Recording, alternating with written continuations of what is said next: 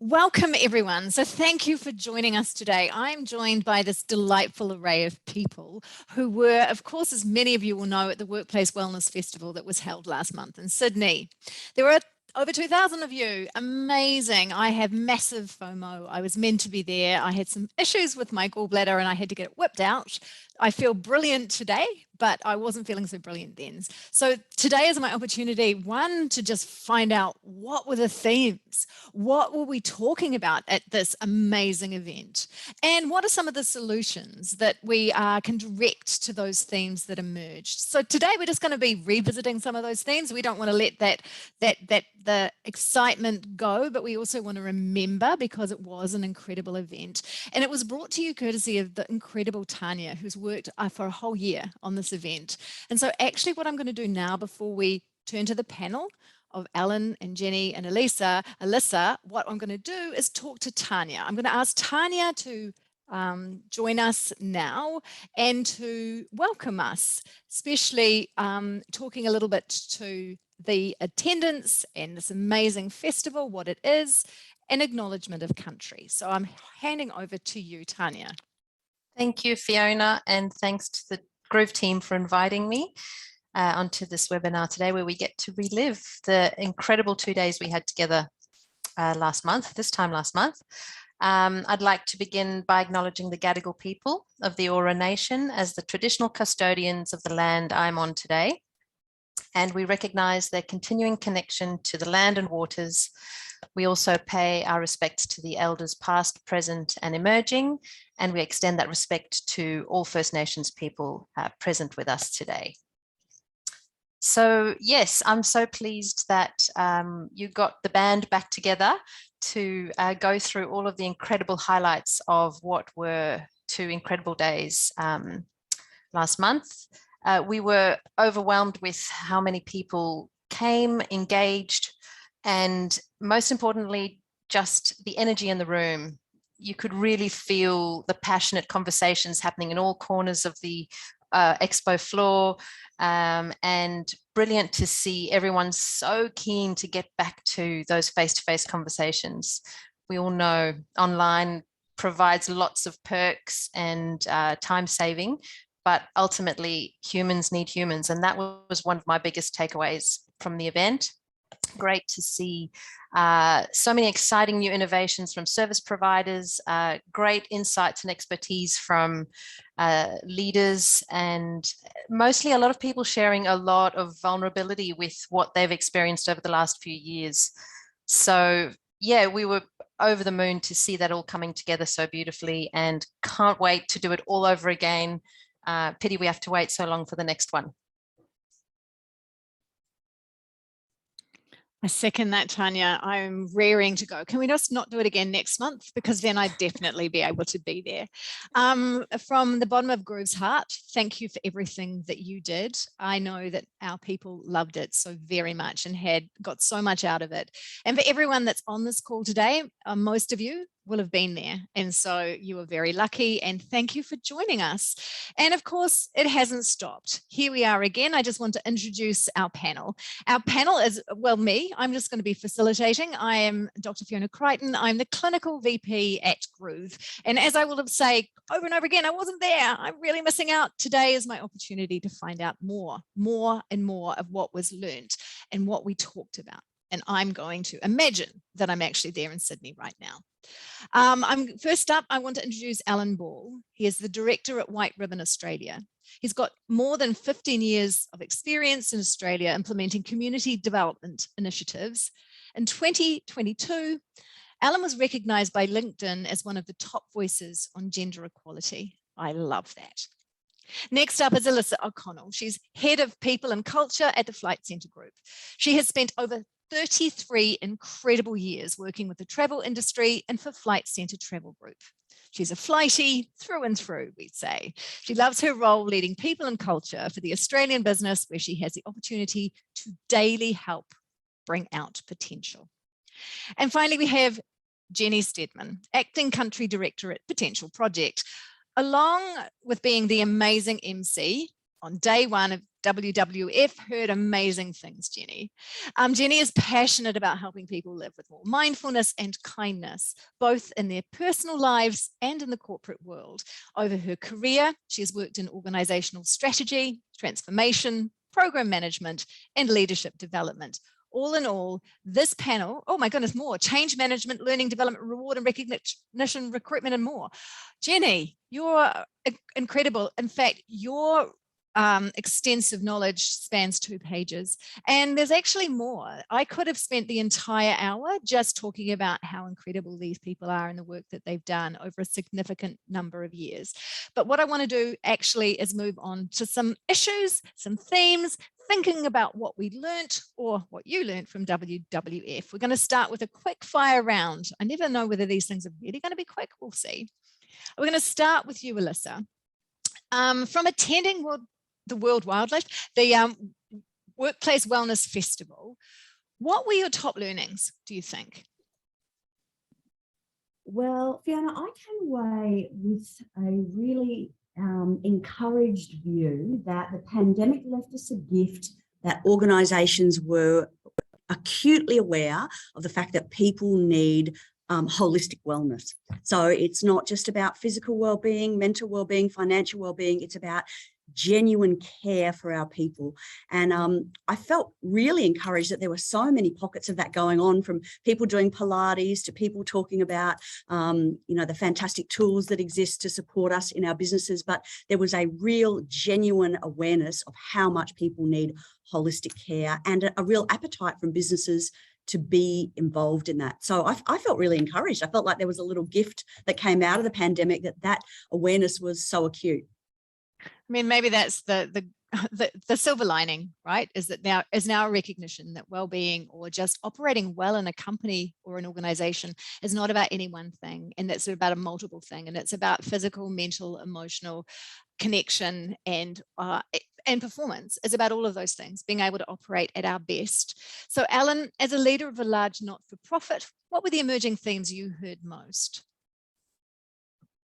Hello, everybody. I just wanted to first extend my appreciation to Kaurna country and pay respects to elders past and present on the lands that I meet on. So I'm calling in or dialing in from South Australia. And I don't normally sound like this. I think it's so ironic that we've got a wellness festival and I've got COVID. I don't normally sound this husky, but I think I've got a great voice for radio. So I'm super excited about that. So I'm hoping that these deep vocal tones last for a while. Look, where do I start? The Wellness Festival was just such a melting pot of great ideas, awesome people, and really structured in a way that you could lean into and get what you needed from it. I think that the team did an amazing job putting it together. And I love the fact that we did it in a pandemic as well, because I've never hugged and shake so many people's hands as I did during the Wellness Festival. But I think one of the key things that I took away from it was really that reminder around the importance of valuing diversity and inclusion in the workplace. We can't go back. And I think there was this beautiful quote that was put out there about, was it actually that good before the pandemic? Like, was the normal that great anyway? And it makes me think about what can we craft together in our workplaces that actually embrace diversity and inclusion, not just in our quotas or our practices, but really deep-seated in our culture.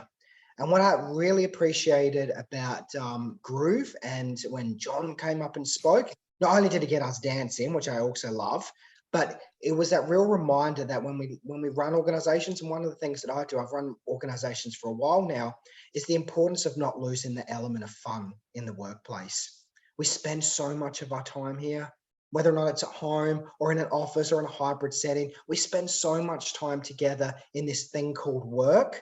And so we need to embrace that kind of element of what makes it fun and engaging and entertaining and enlightening to be part of, because I don't see the dichotomy that it's work and personal life. There is that bleed, no doubt, particularly in the work that I lead in preventing violence against women and their children right across Australia. It's a personal passion. It's also a professional passion, of course. that it's important when I lead teams that we think about fun. And so that's what I took away from it, plus some really good dance moves from John. So I'm going to boogie on down sometime soon on a dance floor. Really good dance moves. I shall pass that along. Sometimes they're a bit dad, don't you think? But I guess that's okay. I just remember him doing the sprinkler. But yeah, he's amazing at getting us all up on our feet. And that is really about fun. And what I liked about what you just said, Allan, is that what does the research tell us? That teams that have fun together are more cohesive, they communicate better, they are more productive, and they're more innovative. So actually that's extraordinary. And I love that that was what you were hearing, that people seem to understand that. So the embracing the fun. And the other thing I heard you say was, which I haven't thought about, and I think it's really interesting, is were we that good before? You know, the idea that actually COVID has been damaging. Well, yes, there have been some issues that we have to deal with around hybrid working, but there are opportunities that this has afforded us. And when it comes to diversity, inclusion, and belonging, some of those things, we were just not there. So this is our opportunity because people are talking about it. I love it. It's front of mind for many of us, and it's more and more front of mind, not just for those of us who work in this space. So Jenny, from your side, you were MC on day one. Woo-hoo-hoo. So what was bubbling up as the most common themes that people on the session today should consider?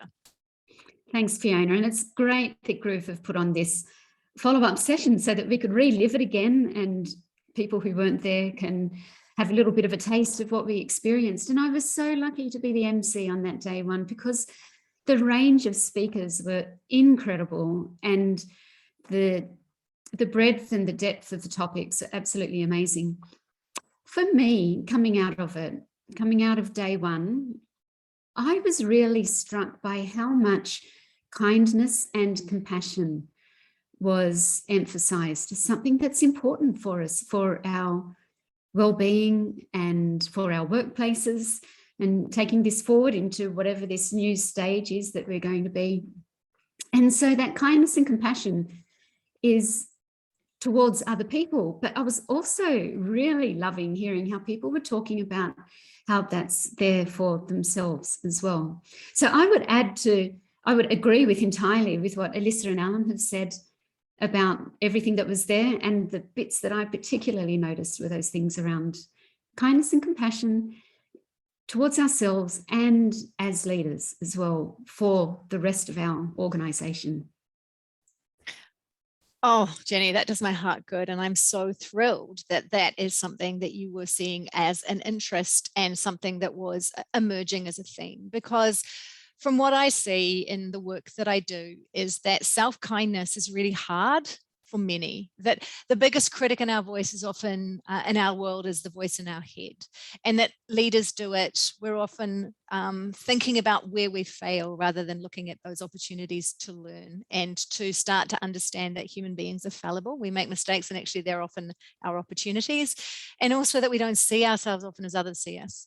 And so that we need to start talking to ourselves as we would often as leaders to our people even. So we often have the kindness thing to others, and we don't have the kindness to self, and we need both. And I'm thrilled that that is something that we are seeing around in Australia and New Zealand, and for anyone who was at that world at the festival. I mean, that does my heart good.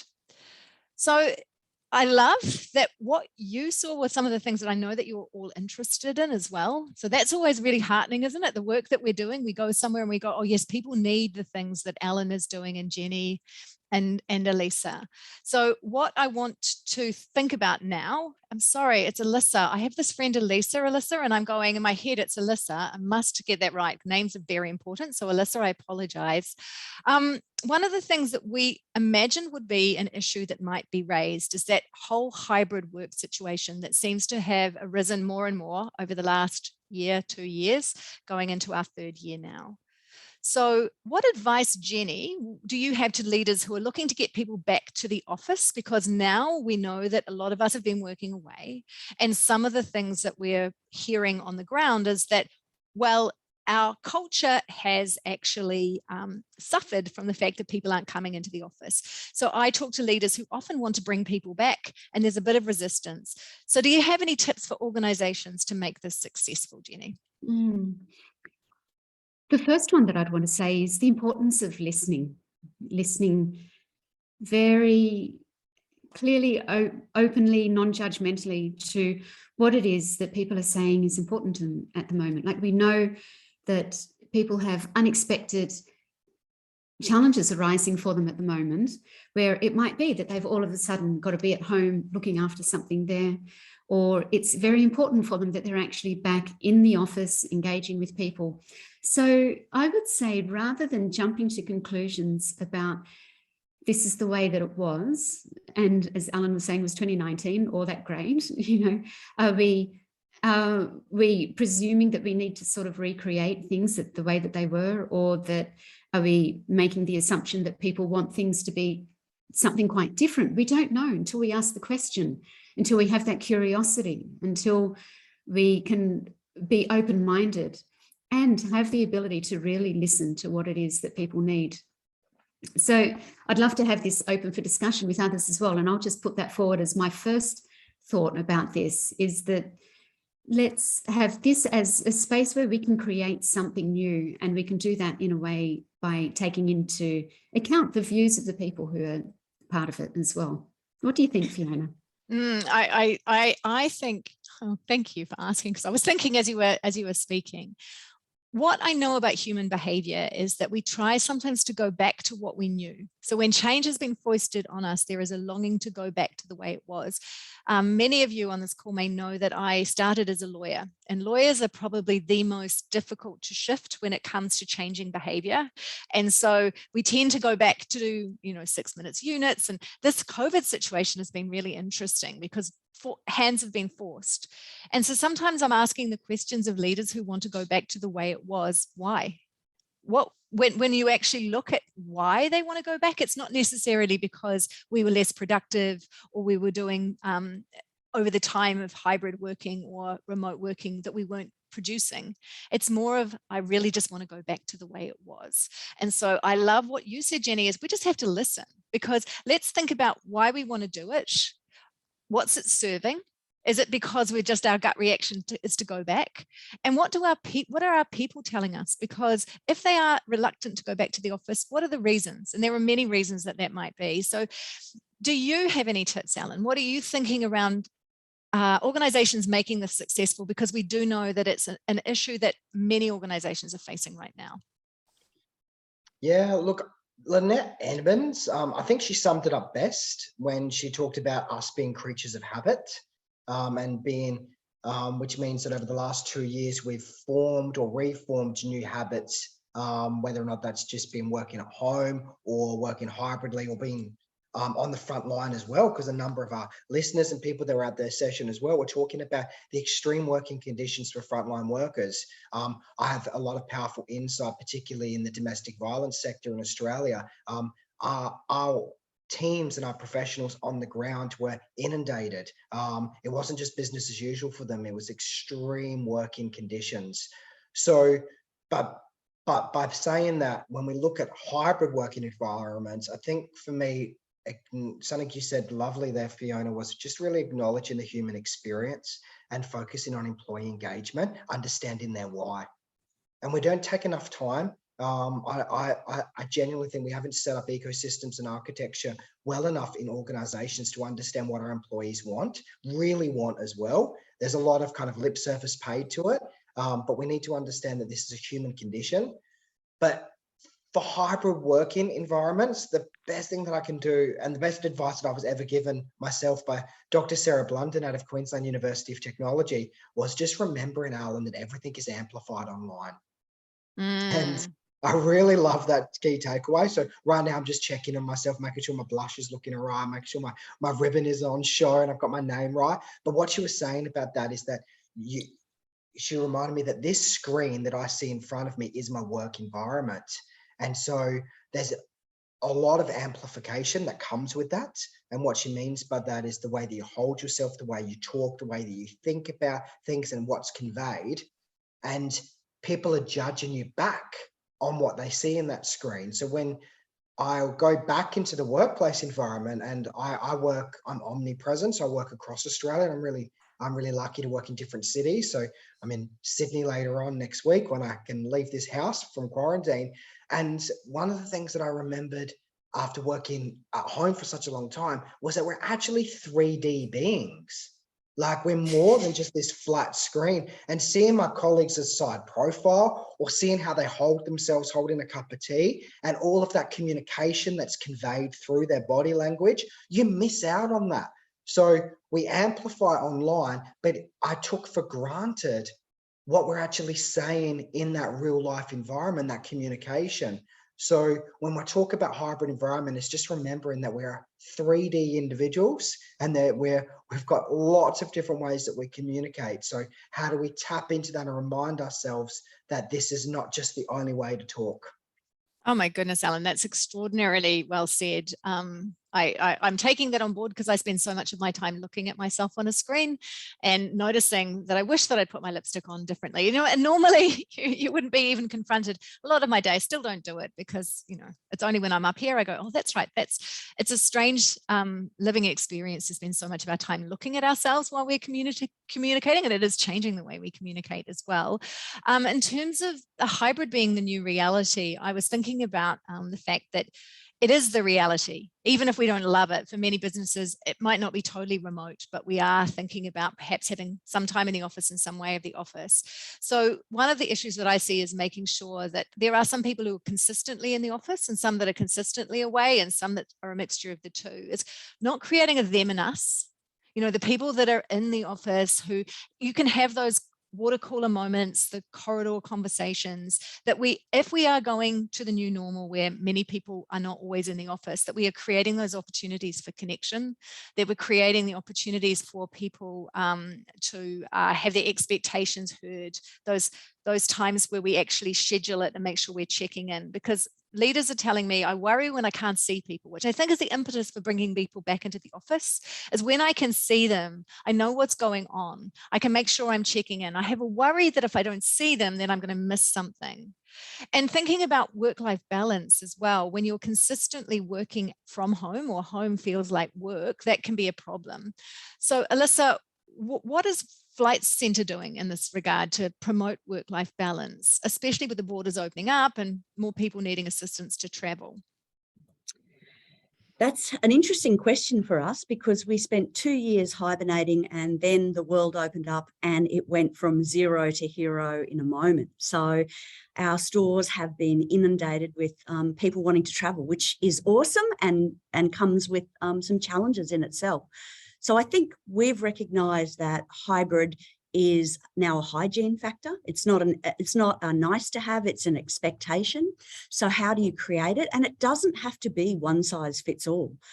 It might be that today I'm leaving at 3 to pick up a child and go to a class that they want to go to, and I'll log on later on. Or it might be tomorrow I'm going to work from home, or we operate 7-day trade. It might be I choose to work every Saturday and Sunday in store, and I do something different during the week. So it's about individualising what those hybrid opportunities could be, at the same time as recognising we do run a retail network, and that does mean that customers need to be seen. It's been a real challenge for us to have our customers there and available, our consultants there and available in store for customers, and talk about hybrid. So we're trying to work out which things really need or benefit from face-to-face, and which activities benefit from being alone and separate and can be done at home, and helping our leaders to define those things so that they can support people in teams. Because I think more often than not, it's leaders who struggle to understand how to manage a change of circumstance. So giving them the language, giving them the freedom, giving them some expectations around how it could look, and then allowing those conversations to happen at team level between team members and team leaders, so that we can create hybrid environment for everybody, not just somebody, but everybody. And, some of our people are quite happy being in store 5 days a week. So how does that look for them? Someone else might need to leave at 3 to pick up a child. How does that look for them? So individualizing it, but empowering leaders to have individual conversations rather than trying to create a policy, which I actually think for Flight Centre would be the worst place to go. So not policy, but individual conversations. Oh my goodness, that is extraordinary. I love it. because actually what you've just said there really resonated. I'm listening because everyone has different needs, but I also understand that if we look at our objectives of our company, what we need to do, there may be times where that's not possible for someone to be remote. So you start from the basis of going, what's required for the work that we're doing? And so we're not making assumptions. We're going, this in this situation, yeah, we probably need face-to-face. This situation, it's remote. We also have some needs of our people. Some of our people will want to be in there 5 days a week. And you know what, for them, that's going to be okay. But because we're working with the individual, but we're working with that higher level company objectives to make sure that we're meeting all of it without making assumptions. So that makes a lot of sense to me. And in the end, we now know that bums on seats in an organization does not equal productivity. It doesn't equal job satisfaction, and it doesn't necessarily equal all the stuff about job reputation. But there's also that whole thing about what are we doing? Sometimes it's not possible to always be remote. We may need sometimes for people to be in the office, or maybe whatever that nature of the business that you have, maybe it's more often that they're in the office or not, because we can't take away that the kind of the business objective. So it's what our people need, what our business needs, and taking the kind of emotion out of it to say, all right, what is actually going to work with the people and with the organization? And that sounds like you're nailing it. So well done. One of the other things that we were imagining that we might see, given that the big, or the kind of the great resignation has been talked about for a lot, particularly over the last couple of years in terms of maybe the Northern Hemisphere. But we now know that employee retention is, I mean, it's always been an issue, but it really feels like there's a sort of a come to Fiona moment. Let's not a come to a reckoning when it comes to thinking about how is it that we're going to keep our good people, making sure that people feel like they want to work for us and that we attract those right people. So we are seeing people changing and moving jobs. Sometimes it's just about the fact that COVID meant that they needed to work at home and they couldn't. There's lots of reasons why people might have been moving jobs. But Allan, when it comes down to it, retention of our good people is really important. You know, we put a lot of investment in our people. We want to make sure that our people can fly. How do we retain our people? Really, what's the secret there? Oh my gosh, that's a good question.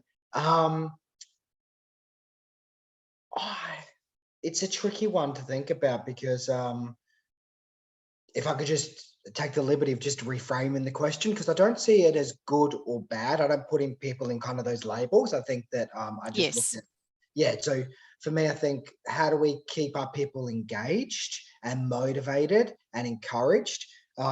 One of the things we need to do as organizations is really set the organization up for success for those individuals.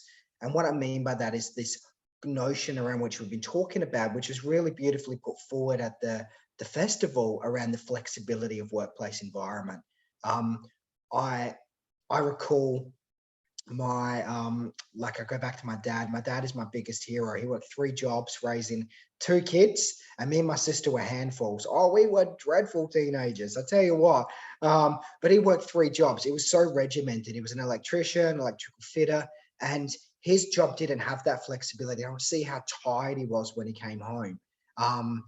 And I remember recalling having conversations with him around, well, Dad, why are you working so hard? Like, well, what's going on at work? Because he didn't have the fun, he didn't have the flexibility, but he also was losing his focus. And it wasn't until he started his own business where he started to get his own sense of control back into his working day that he could set up his own little rhythm.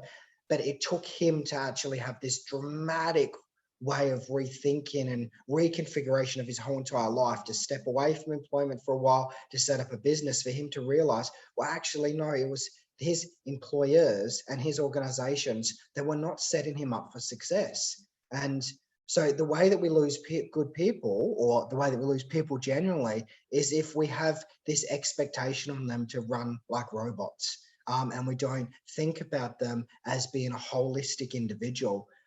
So tapping into their needs, their whats, their whys, is really critical. And in fact, I think more so than ever. And what I love the most at the moment is there's this real strong dialogue going around organizations around social and sustainability development goals. So connecting individual employees to something greater than themselves, and acknowledging that actually shareholders in some organizations value what is the social capital being built, and that staff, when you look in enterprise bargaining, I've looked at some research because we do a workplace accreditation program. It's not about money. It's not about how much they earn. It's actually about, what does the organization mean for me? What is it represented in terms of values alignment? And are they flexible in providing a sense of connection to something greater, like a cause or a charity that they get involved with? So I think when we look at moving forward, I hope in this world that we continue to lean in and mature our practices around social connectedness in the workplace. Yeah, incredibly well said. And if you think about what is the core of well-being, human beings, it's meaning and purpose. And we know that one of the biggest risk factors for burnout is to work where it doesn't feel like my work is aligned with my values. So actually understanding your people is, or getting that feeling that when I rock up to work, and it doesn't have to be I'm changing the world, it really doesn't. It has to be about the idea that my work is making maybe a difference within my organization, that my work is valued. And we did see some things around even how we talk about people. When frontline workers, when cleaners were called frontline workers, there was a perception then that suddenly I'm more valued because suddenly I'm seen as being more integral, yet the job didn't change. The way that I feel like I'm contributing to my wider workplace did, and people were walking away feeling better. So we should think about all of those things, about investing in our people and how everybody's contribution is recognized, and that can bring some self-value as well. So everything resonated with me, Allan, thank you. So when it comes to attracting talent, Jenny, what do you think are some tips, given we know that right now we have a shortage of people, a lot of positions are left unfilled. So what are the secrets there? Yeah, that's a very good question. And I think there's one thing in terms of attracting people. We could have a great looking employee value proposition. We could be doing all of the right things in terms of fabulous position descriptions and the way that we're putting the word out there and the marketing. But I think, again, it comes down to what are we actually doing, living, being on the inside of the organization. So in some ways, it's still that same retention question, the attraction, retention. And I think that we need to get what's happening on the inside right, which is going to then make it easier and more genuine and realistic to attract people from the outside to come into our organisation. So I would, again, second everything that everyone said already. I would really like to see some emphasis on supporting the leaders within the organisation, because ultimately people are going to be attracted to, well, the job and the pay and all of that, but a big part of it will be, who are they working for? And in these days of connection through LinkedIn or social media or wonderful things like the Workplace Wellness Conference, we get to hear about what are managers like and what are organisations like. So I think that we need to spend time really investing in the quality of the managers. And therefore, we can create situations and environments that will be attractive for people. And the stats are in as well. I've got some here, but 61% of people say that they don't feel supported by their manager. 61% of people is a lot. This is through the research that we've done. 53% say their manager isn't attuned to their well-being. And I know you've done a lot of work, Fiona, around burnout. So if a manager isn't attuned to the well-being, and I know I'm talking about what's going on inside for the purposes of answering a question of how to get people from the outside, but I think it's that ability for managers to be wise and compassionate is going to help significantly with both attraction and retention. So I'll pause at that point to see what your thoughts are about that, and happy to say anything further as well. Yes, I mean, I think that what is reputation? Reputation is how people feel that they're treated. So we're a small communities and people talk. And what do we know in terms of what drives the big research that's being done right now shows us that it's not even money that drives, like obviously fair compensation is important, but what's the biggest driver of people leaving an organization? Tenfold more likely to leave over and above your compensation if you're in an environment which isn't psychologically safe. And psychologically safe is, of course, you've got the environment where you, to Allan's point, diversity and belonging and inclusion, that you feel like I can be myself, an authentic self, and I don't have that added weight of just not being accepted within my environment, but also that it's okay to make a mistake, that it's okay to speak up, it's okay to voice my concerns, it's okay to have ideas. And creating a psychologically safe environment requires resourcing leaders and managers, because it's hard. It's not easy. We need training from people like Allan who know how to do some of this stuff. And so one of the things that we can do, I think, when I completely agree, because what is a company? What is an organization? It's its people. And its people are going to be as good and bad as how you're led, how you feel about leaders. We have to put that money, time, energy, and resource, not necessarily money, but resource, to make sure that people know how to do it, because this stuff is not necessarily intuitive. We're learning together. And so that makes so much sense to me. Actually, it's really about the people. So Jenny, I couldn't agree, absolutely could not agree more. I think you were absolutely on the money. So Alyssa, in terms of your experience at Flight Centre, you will have some thoughts around this employee retention issue. What's your approach? Fiona, we are getting back to basics. The things, and Allan spoke to this before about habits. We call it rituals in Flight Centre. We have some rituals that are really ours, and we own them and we identify with them. And we've brought back those rituals. For example, we flew every employee here in the month of June and had a big party. We called it Flychella, our own Flight Centre Coachella event. And we brought in bands and we had food stalls and we had 5 hours of bringing our people together for a party. Celebration is really core to who we are, to our identity as an organisation. And it's a ritual, that celebration of our results, our teams, our collaboration.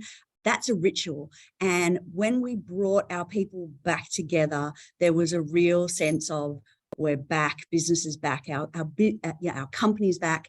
And that ritual helps people connect with those habits that they're so used to seeing.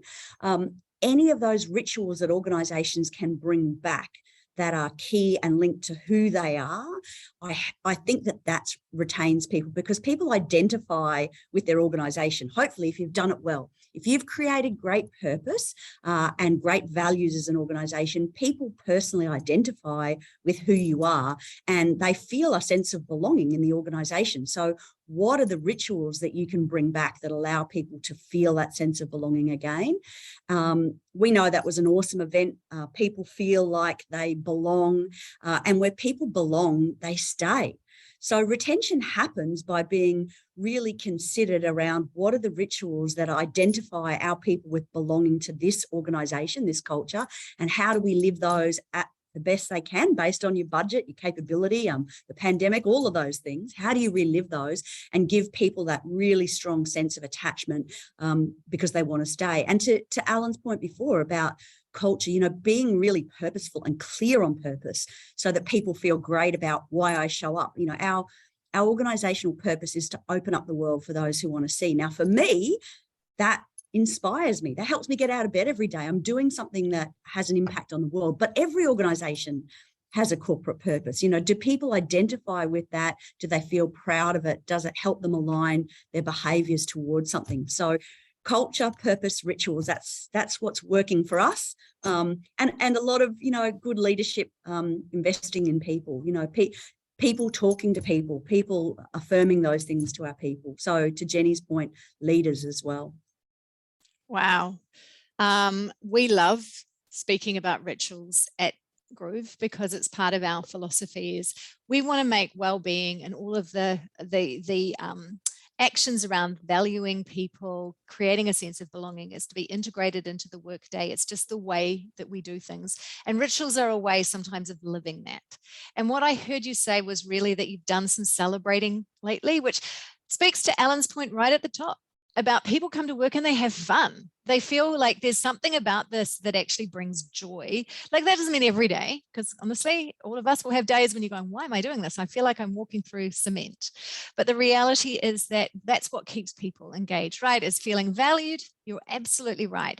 Feeling like I belong here, that my work is recognized, that when I come in, there's a sense of purpose, to Allan's point, and that actually in the end that I'm celebrating our successes and we're looking back and reflecting a little bit, because I think that when we're always goal setting, what happens is we're always looking forward.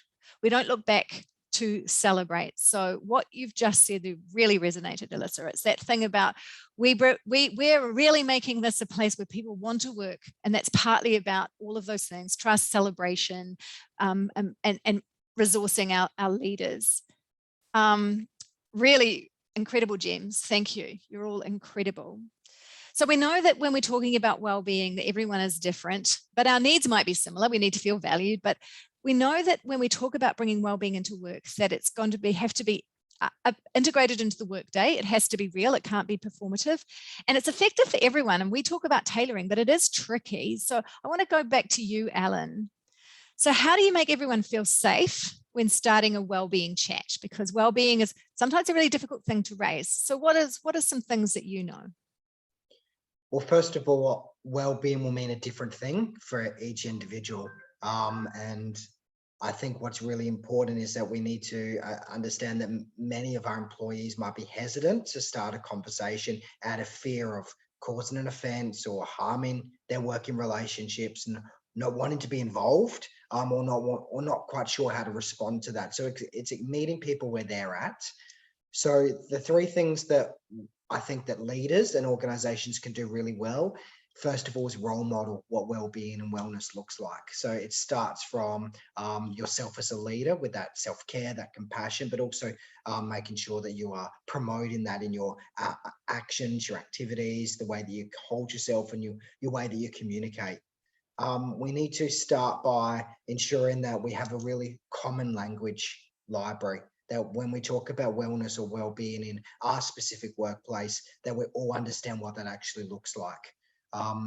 One thing that we know works incredibly well is when we have diversity and inclusion in organizations. So there are some, maybe in organizations, there's a bit of work that we need to do first to look at our architecture and the way that we've set things up to ensure that wellness and well-being can flourish. I think about some of the situations that from a clinical lens that I've been part of, and that's when we've had conversations where wellness and well-being is actually the start of something a little bit more insidious that underpins it. So particularly around self-disclosures of domestic violence. What we do know is that 1 in 6 women that are experiencing domestic violence are also working. And so the workplace and the personal, there's a mesh there. And so if we are going to have conversations about wellness and wellness and welfare, we have to also acknowledge that there might be a lot more that might be going on beneath the surface. And are we equipped to address that? Do we have the right processes, practices, and cultural to address that in a real meaningful way? Because there is absolute risk that we can deny, diminish, or discount a person's experience. And that could lead, unfortunately, in some situations, we've had Fair Work Commission inquiries into significant psychological injury, and in some instances, as in Queensland a few years back, death. So we have to respond appropriately. But moreover, not to get too serious with it, I think for me, the most important thing is that you can't fix things if you don't know that they exist. And so in organizations, it's important to have very strong processes and practices around transparency. And that starts from leadership right through to the whole entire organization. Brilliant answer. And the truth is that all of us at some point in any organization as leaders, we will be faced with having these chats. And so the structure and the process around it is important. At Groov, we talk about leading well-being, and that is modeling your well-being and being able to do that. So you recognize well-being as what you talked about, it being holistic, right? So we have a way of, everyone should have their own well-being plan. And there's a way to bring well-being practices which a lot of the stuff that Alyssa was talking about are those things. You know, we celebrate here, we check in on each other, we have fun, which is really part of one of the tenets of well-being. And so that actually that's really important that it's integrated into the day. But there are some times that we know that people will be distressed. And when they are distressed, we are not always psychologists, we are not necessarily clinicians. So having a safe organization, which means that there are support pathways and you know what they are. At Groov, we say care first, and that is you check in, you have some ways to check in, have some go-to conversation starters. You know, how are things going? Or I noticed that. And then actively listening. Listening is actually it's a gift to the world, because when you give someone the opportunity to speak, what happens in the brain is that if you are under stress, it moves part of once you start labeling how you feel, it moves it from the limbic system, the emotional part of the brain, into the reflective part of the brain. So just giving someone the opportunity to talk is a gift. But why people don't often disclose is because they are worried about stigma. So you've got to make sure that or that it will affect my work, so that it's about training, I think, people to understand that you actively listen without judgment. And then the next thing is to reassure, because reassuring people that I'm here and want to listen, because one of the reasons people don't disclose is because, one, they're worried about stigma and it impacts their work. They also don't disclose because they don't want to burden you. So understanding that in leadership, or even just as a co-worker, understanding that this is the structure, but you know what E is? It's encourage you to get the right help. Because we shouldn't be here solving, we can't always, but having those support pathways, knowing what they are in your organizations being really clear and deliberate and intentional, so that we know if it's family violence, we know the support pathway. And if it's a work issue, it might be EAP, but having those support pathways clear so that people know where you refer, that's going to be important for absolutely everybody.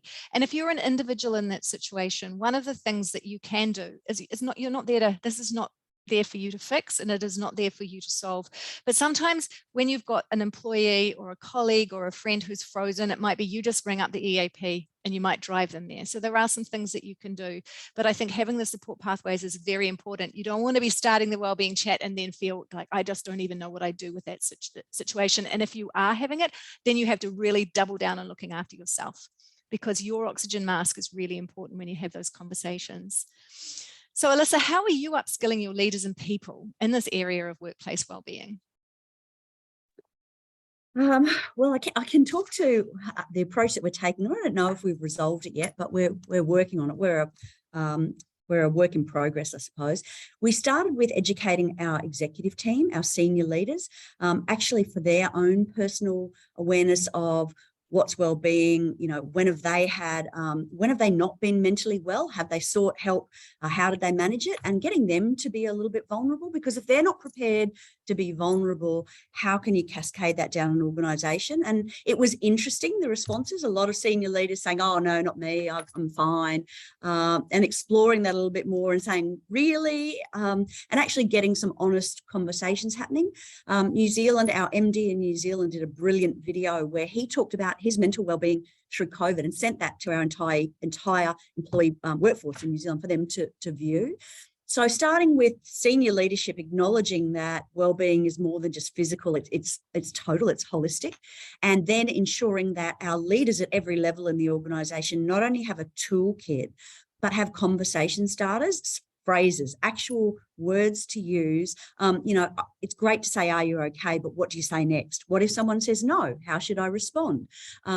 Where do I, and I can't always say, I need to call HR. You know, HR can't be the solution to everything, nor can our amazing serving EAPs. You actually do need to be able to manage some conversations to understand next steps at a leader to employee level. So ensuring that they have toolkits, ensuring that they have processes and actual words around how to start that conversation, and then knowing what escalation looks like from there. So stepping that out, senior leader down to leaders, and then a process that allows people to have a conversation and normalizing it, normalizing the fact that I'm going to ask you often, how you doing? And it's okay for you to say, I'm not doing okay. That's okay as well.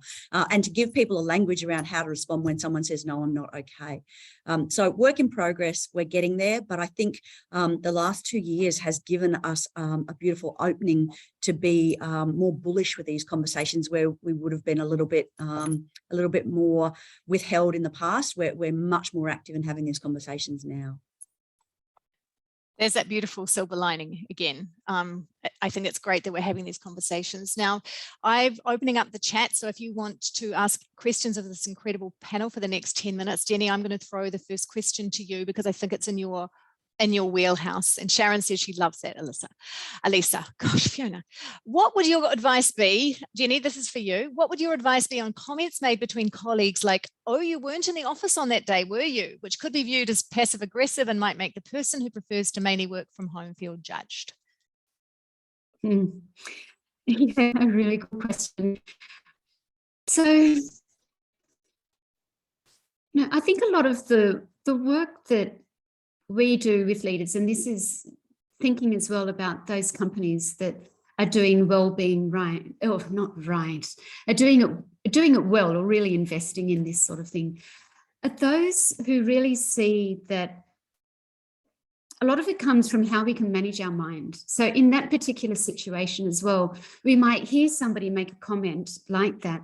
And you know what our mind does? It goes straight to, surely they must think this, or maybe they're judging me for that. Or our mind spins off into, as our mind is designed to do, in all sorts of presuming that it could be a whole lot of judgmental type comments or situation, that kind of thing. So a lot of what we do is helping people to be able to see what the thing is that was said, and then notice what it is that our mind is doing after that, so that we can let go of that. It's like as though you got shot by an arrow in a forest and it was painful. And then we send ourselves all these second, third, fourth, fifth arrows. I was in the wrong spot. I shouldn't have done it like this. I should have left at a different time. So what we're doing is helping people to see what are all of the spin-off things that are coming from that one comment. And then coming back to, well, this is just the way that it is right now. How can I calm and settle my nervous system so that I can be with that person as they are, and be with myself the way that I am, knowing that I don't need to conform to another person's viewpoint, or perhaps I don't even need to react to another person's viewpoint there. I know that might be a little bit of a different answer. But no, I think it's perfect, Jenny. And it's true that we read, because of our fear of how we're being perceived, we often read tone into emails when the tone isn't there. It's just a word. Speaking to someone who's done that in the past, I've had to go back and go, oh, that was actually and it was about working from home. Interestingly, before that was a thing, was when I was working for the Law Society, and I used to do victim impact reports at home, and I was aware that it was sunny, and the woman I worked with said to me, what a beautiful day. I hope you're enjoying the sunshine. And that was just an innocuous comment. I walked away. I was furious. I was like, shh, she thinks I'm not working. So I spent like paragraphs going, and this is how many hours I've worked. And she just said at the end of it, no, I just meant it's a beautiful day. I hope you're getting out. And so that is true. We read because we're worried that we're being judged. So I thought that was well said. And we all do it. And we need to remind ourselves that sometimes they're just words. They're just comments. They're not necessarily loaded with meaning. Allan, I want to ask you about this. Have you seen hybrid environments making work more accessible for people with disabilities, or aren't able to travel for other reasons? Would you say that there are positives for marginalized groups in terms of working from home? I think everything's a cost, excuse me, my gosh. There's a cost benefit dividend to all of these conversations. So, and again, it comes back to, I love what you were talking about, Fiona, there. I think if anything, we should all have a wellbeing plan. Every person in Australia, we should make that. In fact, let's lobby the government for that. I think all of us as we could caucus and say that's our key homework and takeaway, because I think it comes down to what the individual needs. I really think it definitely comes down to us. We have to do a lot more about tuning into our individual employers, our colleagues and our peers, and even management as well. Like it's a two-way street as well. So I think it comes down to understanding what is the unique proposition and value that each individual needs, and tailoring workplace solutions around that. Perfect. And we are at Groov absolutely alongside you with Everyone Needs a Daily mental health plan and a well-being plan. We all should be doing it, and as leaders we should have it, and we should be showing it in the workplace, and that is the first step to normalizing it. And so we often talk about it like we never used to know we had to go to the gym or do exercise. My parents, I'm quite old, my parents knew nothing about that. But when I was I was a teen in the 80s, we started jazzercise. It would be very uncommon for us not to have some sort of exercise routine, or at least know we should have one. And actually well-being is about that, right? It's about having those little practices that make sure that we're keeping ourselves safe, and having fun is one of the most important things, having things to look forward to. So Carl says, what kind of self-care activities or practices may become more integrated into workplaces? It could be meditation sessions, maybe that, but meditation, it's not for everyone. What actually can be is taking breaks in the day, getting up from your chair, making sure that you're getting some water, making sure that you've had an interaction with someone in the day that's been quite fun, making sure that you have done some time just taking a break. Deep breathing maybe, because actually when we talk about self-care, it doesn't have to be 4 hours at a time. It could be a meditation session. But what can happen is that everyone goes, I've done wellbeing. We've got a yoga session at work. We've got wellbeing done. Actually, what we would like is for wellbeing to be really understood. And wellbeing is about everyone has to have a way to stand down their amygdala. Oh, I can't say it. Amygdala. That's not normally me, that's JK. So we normally would sort of encourage people to have a practice, which means that it might be for them just going outside or breathing, or spending some time on social media for 5 minutes, if that is what you love doing. TikTok, fine, if that's 5 minutes and it helps you. Or maybe it is just getting up and being silly.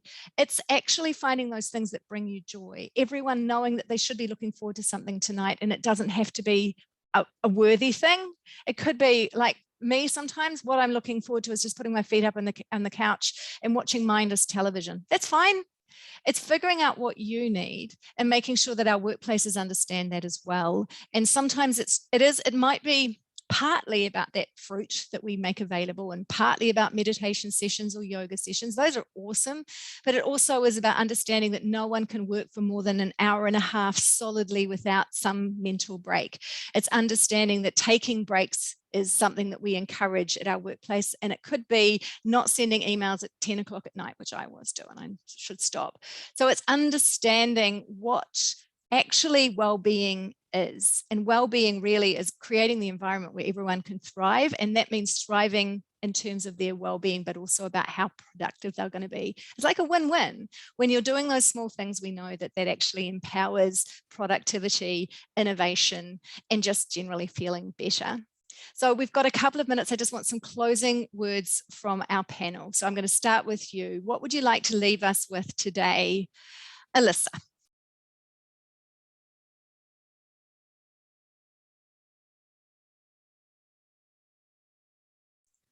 Oh, I'm sorry, Alyssa. Have we lost Alyssa? Oh, No, you're on I'm mute. here. Sorry. No, I'm here. Oh, sorry. So closing word. If you had to just say one thing right now that you would love everyone to take away, it was your big takeaway, what was it? My big takeaway is that our people aren't resources, they're people, and they come to work to do something purposeful and wonderful, and they should be treated like that, which is concern for their well-being, their ability to contribute, and allow them to be the best that they can be by creating a great environment for them. Oh, well said. Allan, follow that.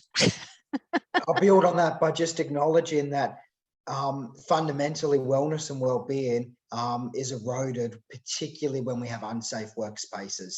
And so workplaces need to be attuned to the individual needs, particularly women, and we need to be very open-minded to issues like domestic violence, disrespect and abuse that comes not just in the physical format, but also in psychological and coercion and control tactics as well. So the one key takeaway is if you don't have a DV policy or practice in your workplace, then how can you really have wellness and well-being in your workplace established? Well said, and really important. So Tania, I'm going to leave the final words with you. I'm just going to remind everyone on this call is that I'm back next week for those of you who want to come back, and we're going to talk about shifting the dial on workplace wellbeing. And Groov says you're going to be emailed out the invitation. Tania, final word from you. We're right on the hour.